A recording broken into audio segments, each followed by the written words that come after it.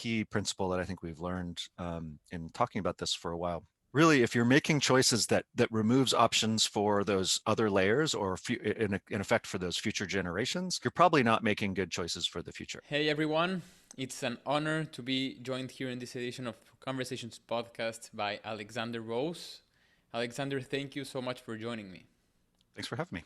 It's a great day to discuss with you on the Long Now Foundation, on the Long Now, what it means, what constitutes this vision of our world and the world that we could inherit to our children and becoming good ancestors. So tell me, Alexander, about yourself. What will people say about who you are, about your legacy in 10,000 years? Oh, well, that's an interesting question. I think, the main work of the Long Now Foundation is really to get people to think longer term and to identify things that are worth thinking longer term about. And certainly, as one of the main projects that I've worked on for almost the last 25 years has been to build this 10,000-year monument-sized mechanical clock that we hope to kind of be an icon to long-term thinking for 400 plus generations into the future. But I don't really think of it as my legacy so much as I don't think it doesn't really matter who built Stonehenge or who built the pyramids. I think what matters more is if that intent transpires. And unlike some of those other long-term monuments, the goal of this one is really to make the future generations feel as though we cared about them and that Mm. they saw that care. So if there can be any legacy, I'm hoping that can be it. Yeah, it's amazing. And talking about that way and that shift of thinking of one's legacy on Earth, it seems that everything is driven by the notion of how do we want to be remembered in an egotistical sense, right?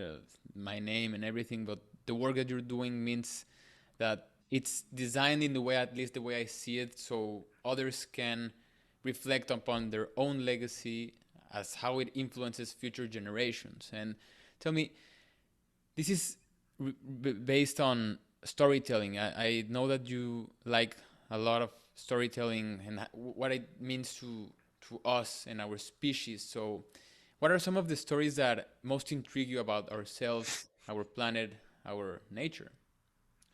Well, I think one of the stories that really got the Long Now Foundation started was one that was told by Gregory Bateson to Stewart Brand, one of our founders. Mm. And it was a story of the beams at New College, Oxford. And when that college was built in the 1200s, there's these large oak beams over the main hall. And 500 years later, those beams needed replacing in the 1800s. And they didn't quite know what to do because you couldn't get trees like this really commercially in Europe anymore. And so it wasn't until they spoke to the school forester who said, "Oh, we have the trees that you planted." And so this notion of something as simple as some acorns being spread in the ground, and then also having the institutional memory to remember that you did it, to solve this kind of intractable problem in the present by leveraging some long-term thinking, was a really powerful one. And that story was then told to Danny Hillis, who's one of our other founders, who was a computer scientist. And he had been building the fastest supercomputers in the world his whole life. And when he kind of started thinking about these issues, it occurred to him that maybe what he needed to do is build the slowest computer in the world, one that basically just kind of computed not just time, but really the kind of natural cycles of time, like planets and stars, and Mm. showed that, and had this kind of his initial version was this kind of poetic thing that would tick once a year and bong once a century, and the cuckoo would come out every millennium.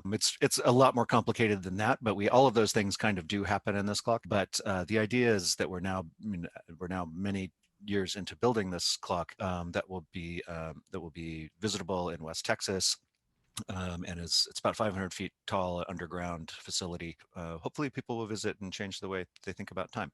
Yeah, exactly. That's one of the biggest stories we tell ourselves, right? Our relationship with time itself. And one of the things that I love about your work at the Long Now is you've established time in 5-digit dates, the extra zero. And I love that notion because when I first saw it, I promise you, just because it's so embedded in me, the 4 digits, I thought I must report it. It's a glitch in the Right. website, right?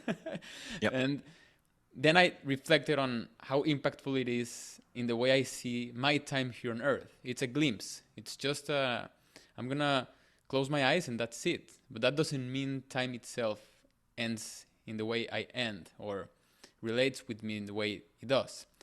And what's the power of this extra zero? Like, how will it come in effect? The uses the extra zero to solve the decamillennium bug, as you say, and it will come into effect in 8,000 years, right? So that's what you're saying. Indeed, yeah, no, it was actually it was kind of in a way an accidental discovery. It was we were building the dials of the first prototype of the clock that we finished up in the end of 1999 or 1999, and we realized that the dials had to read out to the year, almost uh, you know, the year 12,000, and so we needed that fifth digit. We could have just not put the leading zero on the four-digit dates, but once we saw that, it was a great way to by using these five-digit dates as kind of this subtle way of reminding that humanity is not. We kind of often think of ourselves at the end of a 10,000-year story of modern civilization and cities and agriculture, but if we think of ourselves more in the middle of a 20,000-year story at least, and that we have 10,000 years in the future just as much as we have 10,000 years in the past, and like how does that make you act differently? And so the five-digit date was kind of a way to nod to that idea and to remind people. And I sign my checks that way and my tax returns, and it's always funny kind of watching people's reactions. Yeah, it's a great way of like putting in practice the notion of the long now, right? We can add a zero, and that zero, even though it's simplistic in a sense, it's just a zero. The whole meaning within it, the whole story within our relationship with time can change, and the decisions on my own life, like how do I relate with nature, how do I relate with other people, and how do I relate with those who, for example, my kids aren't born yet, but how do I relate to them? What's the world that I want to live to them? And this brings me into the concept you worked on, the layers of time: nature, culture, governance, which right now had a huge day with inauguration, infrastructure, commerce, and fashion. So take me deep into this idea, and how does it influence this five-digit era? Yeah, well, it was actually one of the very first things I worked on when I came on to the project, and it came out of a very late night conversation between Brian Eno and Stewart Brand. And Stewart Brand handed me this notebook, and it had this diagram of kind of these consecutive layers of human time, what he called pace layering, and he had adapted it from something he'd seen in originally allocated to architecture, where that there's parts of a building that are parts that you can't, furniture you swap out fast, and Right. the electrical and power and water systems you swap out slower, and each layer has this kind of different cycles to them. And then he's kind of looking at that as really the human layers of time pace layering, as you mentioned, so on the outside, kind of fashion and art, and in some cases kind of some of our communication technology that we now have, things like social media, I think also fit out there. And then going down through those layers, as you mentioned, of commerce and actually, and it's specifically governance, not government. So while today we had a big shift over in government, the idea of governance systems themselves being below that, and then culture, and then nature moving the slowest and kind of batting last. And so it was a helpful way of looking at, let's say, if you were taking an action out here on the outside kind of social layer, or commerce layer, and if you skip a bunch of the layers, and let's say you're selling off a resource that can't be replaced by nature in 1,000 years, you've Mm. kind of skipped all of these important layers. And it's often where companies get in trouble for doing something like that, or even a person gets in trouble, and all of a sudden the layers of the social layers and the economic layers and all these things kind of come forth, and sometimes correct them, sometimes not. But it was a good way of kind of guiding potential choices. And I think it also reminds of a key principle that I think we've learned in talking about this for a while. Really, if you're making choices that removes options for those other layers, or in effect for those future generations, you're probably not making good choices for the future. And so in general, if you can make choices that help future generations or those deeper layers have more options when they have to make choices about those same things in the future, you're probably helping them a lot. And Right. we wish that our forefathers left us with more choice, not less choice. And going back to governance, I think something like the Bill of Rights that was 10 very short items, but they were all meant to be reinterpreted by each generation, whereas a modern law is 1,000 pages long and is really tries to take every option of interpreting that differently than the people who wrote it out of the future. And so I think, we want things that are more principle based, that every generation, we get to reinterpret and use the information that we have at our disposal and our values that we have to make our own choices. And so I think in general, that's what we're trying to show with that. It's an amazing way of reshaping the, well, time varies between our all industries and the world that surrounds us, and those layers really put in practice that idea. And it gets to my question of responsibility. So how can we cultivate a mindset, a long-term mindset in, for example, my generation, which is a younger generation? And like, how do I begin to think of the people who aren't born yet, and how can I share it with other my peers?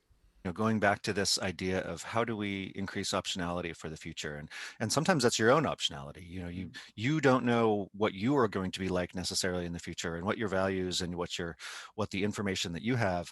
But you would hope that you don't want to do things like not save anything for the future in retirement or something like that. That would basically remove your optionality. But you also don't want to ruin your life in the present to only be saving for a future that you might not see all of, right?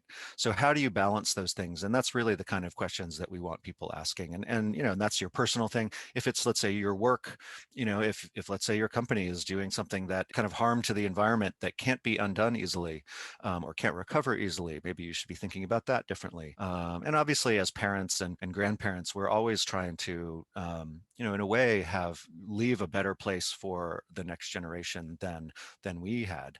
And I think that's a thing that is, in a way, if you look at general human progress, no matter what your beliefs are in the world, I don't know of anybody that wants to leave their children with worse options than they had.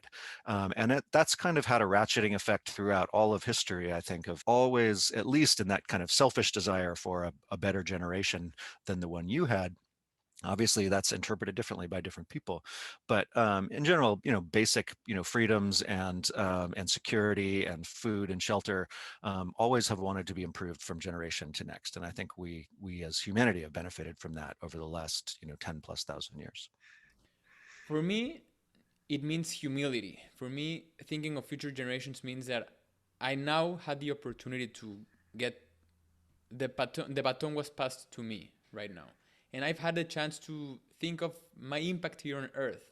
And it seems that right now, our decisions are creating less leverage for our generations, upcoming generations, to do that choice as well, to think on their own role, on how they flourish as human beings here. Maybe the role will be pick up our trash, pick up and try to put down our fires rather than create their own fires, in a sense, not in a negative sense. And that's what interests me about adversity. Right now, we have been experiencing adversity, but you argue that it can breed longevity. How do you see this playing out in the long now? Yeah, it's an interesting lesson we learned from, certainly from certain parts of nature. That term "adversity breeds longevity" came from a paper about specifically about how long conifer trees live. And there was, as people started dating some of the oldest trees, they found that the ones that lived in the worst environments actually lived the longest, Wow. and or the most difficult environments. And so they postulated that if you could find the conifer tree that lived in the absolute most challenging environment, you'd also find the oldest conifer in the world. And in fact, people hiked up into the White Mountains here in California above normal tree line by several thousand feet and cored these old withered-looking trees, and they're the bristlecone pine tree, and found that these were, some of these trees were as old as 4,800 or 5,000 years old, and are still to this day the single living organism, non-clonal organism, that we know about. And so this idea that, why is it not the things that live in the easiest environments, but really those environments like the tropics, those tend to have the fastest life cycles, and because they kind of also have the highest competition Hmm. among other species, and it's just so easy for life to propagate. But if you can find a way to live in the worst environment, and I think we can kind of look at this for ourselves. And there's many peoples of the world that have had a lot of trials and tribulations, and that's something that has made them strong. And I think even in people's personal lives, I think you can equate to that. So this idea that you know. Organisms and societies that have understood how to thrive in really challenging conditions, for instance, like Venice, they've kind Yeah. of they're in a way they're the first to adapt to global climate change because of that. They've been flooding for hundreds of years, so they knew how to deal with it for a long time, and the rest of us are just starting to figure it out. It seems that our institutions are facing a stress test right now. What key elements constitute long-lived institutions? This is something that I'm recently studying. It's, as we're reaching kind of our 25th year at Long Now, and having to think about how to hand it off to the next generation, and how to replace the founding board with a new generation, and not do that obviously in a fast shock way, but in a slow overlapping way so that one generation can teach the next. Hmm. Yeah, I'm starting to see, there's a lot um, of things that you learn about when you start studying the oldest institutions. One of which is that most of them are in the service industry. There's almost nothing that's kind of a commodity. There was a reason why the record industry couldn't, invent iTunes and things like that. Like um, they they were so stuck in the way that they sold, music on plastic circles, that they didn't know how to undo that.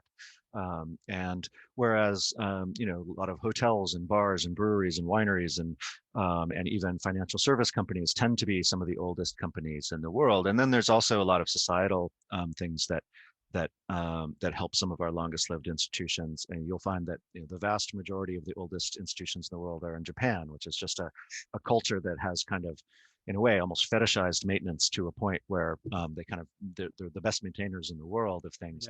Yeah. And they've also had a relatively stable society that's had it's able to choose how much isolation versus not that it had for the most part. So it had a lot of things going for it. And, England is another, UK is another, place where some of our longest lived institutions are for similar reasons. So, finding that right balance of, the type of thing that you do as kind of that's a universal truth. Like if you're running a restaurant, there's always going to be people who want food, or at least, certainly for the foreseeable future till maybe we change the way our physiology works. But I think the if you're doing that rather than something that works out on that fashion layer, like, social media or something like that, which, we know that the things that we're using right now for communication are going to radically change, and those companies are going to go by the wayside. So how you choose both the way that you might live, the things that you might do, how I think also, using the fact that the taking a long view, at least in certain things, so that you can leverage it, so that the ways that you're building that company are more helpful to you year over year and give you more options, as I said, rather than less, is really key. But you mentioned the fashion layer, and I'm very interested in. Right now, I have my computer here, which is an Apple computer, a MacBook. I have my social media. I use pretty much a lot of things that are in the fashion layer. How can we transform them? How can pre-existing companies such as Apple, which is making a great impact, or Amazon, or everything constituting the fashion layer, how can we transform it into becoming a long now business? Right. Well, full disclosure, Jeff Bezos of Amazon is the funder of the clock project that I'm working on here with Long Now. And but for instance, when he took that company, when he took Amazon public, he wrote a letter that's called "It's All About the Long Term," and in it he outlined the fact that if you're a business and you're competing with everybody in the near term, you're competing with 95% of the businesses. If you're playing a longer game, and you can set your company up to play that longer game, where you're only you're thinking 7 to 10 or more years in advance, the number of people you're competing with is vastly smaller. Wow. And he was ridiculed and mocked for that opinion at the beginning of the company. Nobody ever thought it was going to make it past the original tech bubble of the 2001 era, but obviously it's thrived immensely since that time.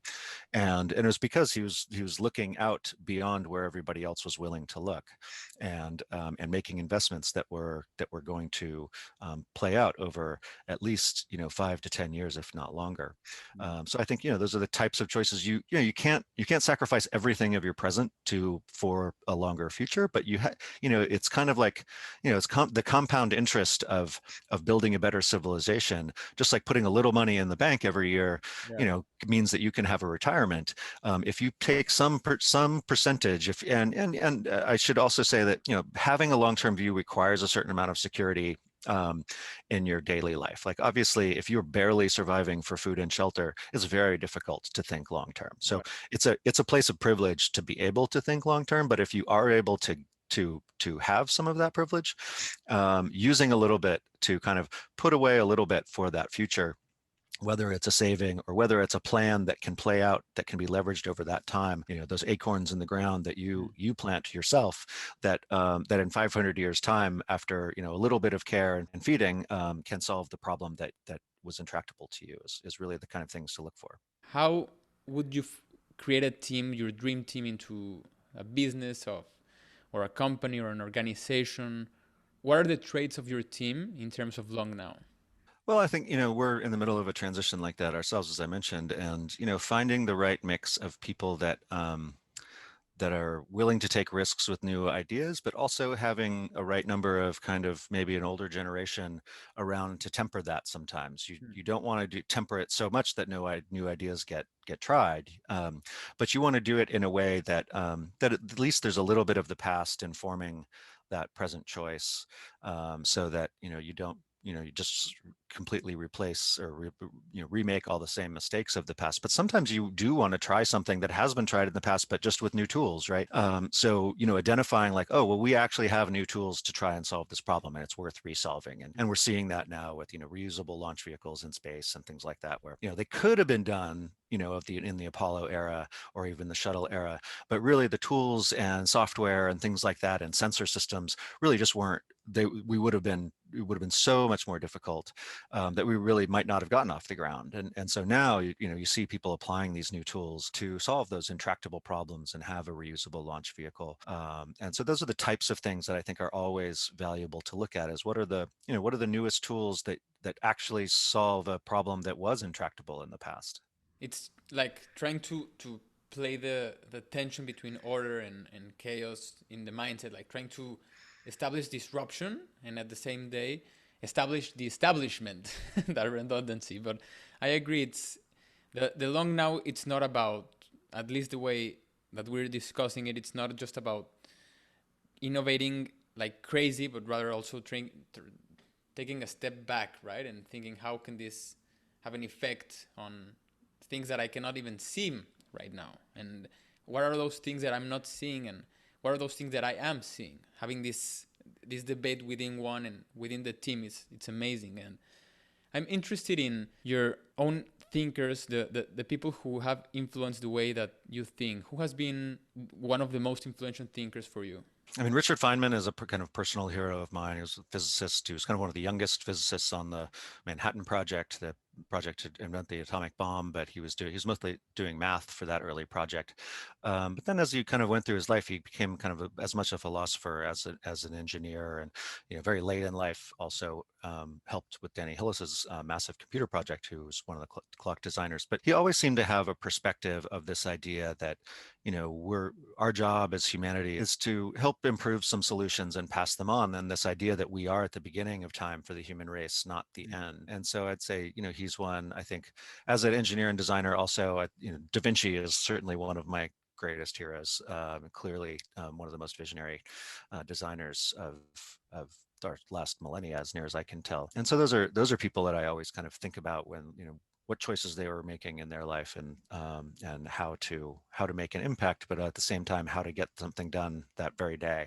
And I think that's another thing. And there's a kind of a liberation when you're thinking about solving problems over a very long time. If someone told you in your generation, oh, by the way, you now have to solve climate change in the next 4 year Oof. presidency, like you can't do it, right? But you do have to wake up on Monday and do something.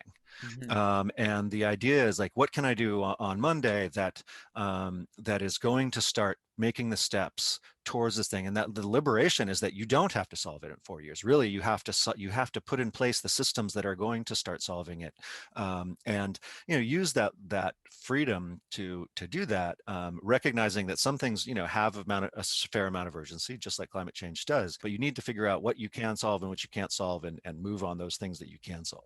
Switching up gears a bit, you mentioned that at the beginning of our interview, you mentioned Stewart Brand. And I'm very interested in having your perspective on him. What are the main values you have learned from Stewart? Yeah, well, Stewart Brand, he started a project back in the 60s called the Whole Earth Catalog, which in so many ways has kind of been compared to the kind of the early version of the World Wide Web, in paperback form. And it was this catalog of tools. And his notion was that really we had crossed the threshold, in some ways into what we're now calling the Anthropocene, which is the era of Earth that we are affecting the Earth more than the Earth affected us. Mm. And that really that we needed, if we're going to be as gods, we need to get good at it. We need to use the new tools to be good at this new world, rather than to just let it happen to us. And so the idea of the catalog was that it was access to all kinds of tools, and tools could be anything from a book to an idea to a class to literal tools. And so he's kind of he's always used that principle. And one of the things that was part of that was that he also had kind of argued, why haven't we seen a picture of the whole Earth from space yet, even though the space program had already started? And that question that eventually made its way to NASA, and eventually caused them to publish the first image of the whole Earth, Wow. um, was a kind of a watershed moment. And the environmental movement is often credited to, because they saw that picture, seeing this lonely blue marble in a huge black sea of Wow. space, that we are on an island, and we have to kind of get good at managing this little spaceship that we have hurtling through the galaxy. And so he's always been interested in kind of iconography and tools as a way of changing the way you think. And he was critical in the early part of the personal computing movement that kind of took it away from only being in the mega businesses and the governments and defense industry, and said, oh, well, the personal computers are actually for people to use. And he helped shape the culture, and I think make that culture more prevalent in the world, with things like the Hackers Conference and things like and later helping with Wired Magazine, kind of showing how these tools were things that were going to be helpful. And I think some of those things we're seeing are we were so powerful that we're now not used to using these tools right. There was the early thought that we were going to connect everyone with the internet and everything was going to be better. And now we're seeing there's all kinds of, that while there's many great things about that, there's at least as many challenges. And so, again, we are kind of getting this new tool, but we haven't yet learned how to use it properly. And so we're struggling with that right now. But the notion is that in general, tools are helpful and new tools are helpful for us to operate in the new world, and to potentially get better at managing our planet. But they all come with extra challenges too that we have to figure out.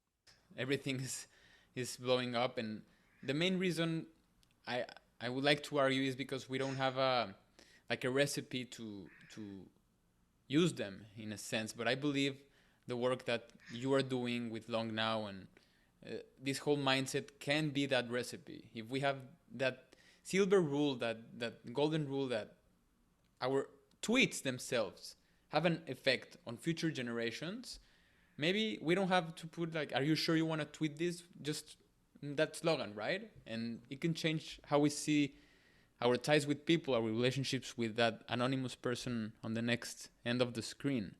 And that's, I believe we can strive for that. My favorite descriptions of technology is all the things that don't quite work yet. And there was a time when electricity was new, and sometimes when you turn on the lights, they didn't work. Yeah.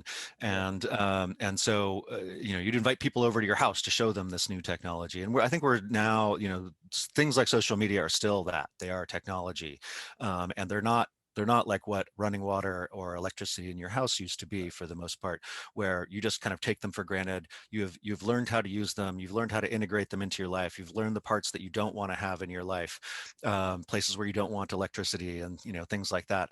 And so I think we haven't done that yet for social media, and Yeah.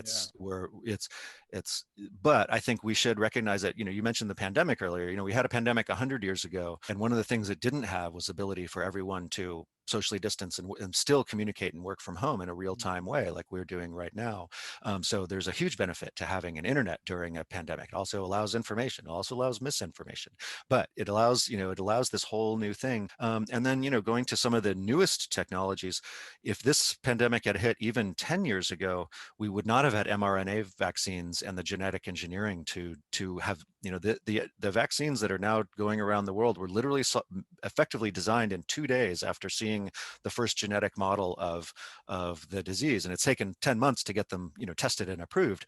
But that, first of all, that you could genetically sequence a disease and send it around the world as information, have other companies design a genetically modified thing to change your RNA and make it this thing. These are all intractable things. And so we have a vaccine that was designed in 2 days. The last vaccine took 4 years, the fastest vaccine before. And so we still have all the logistical problems of actually getting it to the people. Those are very real problems that really kind of in a way have not changed over the last 100 years, unfortunately. And that in some ways, we've gotten worse at some of those logistical issues because we rely on these modern communications technologies kind of as ways of distributing things. We have to remind ourselves that physically getting something to every person on planet is still a difficult thing. But I think, we should recognize some of these new tools for what they are, and that they're kind of miraculous and are helping us change the way that we deal with problems that have literally plagued society for the entire humanity. Has been things like pandemics that have played out and killed so many more millions of people than we now have. So Yeah. there's still some advantages here. How does this period in history right now, what we're witnessing, or for the past couple of months, for the past year, or let's go let's talk about that period in history, fit into the deeper future of our species?